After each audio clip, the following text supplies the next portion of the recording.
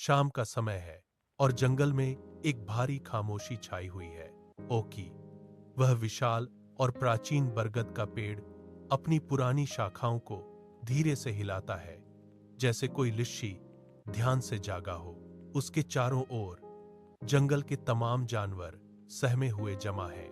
ओकी की गंभीर आवाज पूरे जंगल में गूंजती है। वह कहता है, दोस्तों, मेरी बात ध्यान से सुनो। इंसानों ने इस घने जंगल के सीने को चीरकर एक सड़क बनाने का नक्शा तैयार किया है। वे इसे अपनी भाषा में विकास कहते हैं, लेकिन हमारे लिए इसका सीधा सा मतलब है हमारे घरों का उजाड़ना, पेड़ों का कटना और हमारा बेघर हो जाना। यह संकट बहुत बड़ा है और हमें मिलकर सोचना होगा कि हम क्या खोने जा रहे हैं। एक नन्ही गिलहरी एक टूटी हुई टहनी पर बैठी थर थर कांप रही है।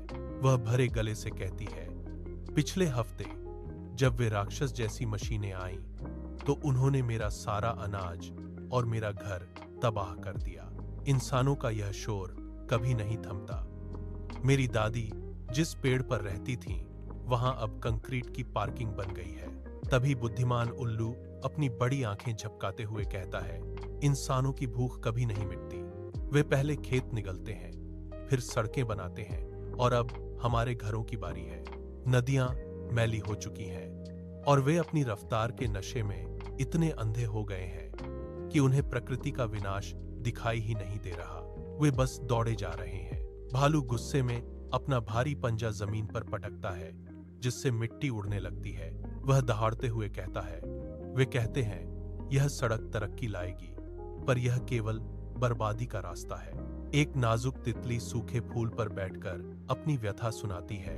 उनकी चकाचौंध रोशनी में हम रास्ता भटक जाते हैं। वे 10 पेड़ लगाने का वादा करते हैं, पर क्या वे जानते हैं कि एक पेड़ को छांव देने लायक बनने में सदियां लग जाती हैं। तब तक हम कहां जाएंगे? चींटियां भी दरारों से निकलकर चिल्लाती हैं, हमने इस मिट्टी को सींचा है, पर अब हर तरफ सिर्फ जहरीला सीमेंट और धुआं है। ओकी कहता है कि इंसान भी डरे हुए हैं। वे शायद भूल गए हैं कि जंगल ही उनके बच्चों की सांस है।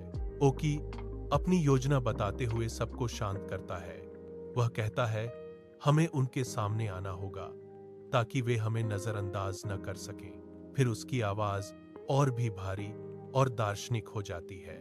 इंसानों, अगर तुम नहीं रुके तो तुम्हारे पास ऊंची इमारतें तो होंगी, पर मन का सुकून नहीं होगा। आलीशान सड़कें होंगी, पर फेफड़ों के लिए ताजी हवा नहीं बचेगी। तुम कागजों पर तो बहुत तरक्की करोगे, लेकिन असल जीवन को अपने हाथों से खो दोगे। हमारी नफरत मत जीतो, बस एक पल ठहरकर इस जंगल की धड़कन सुनो।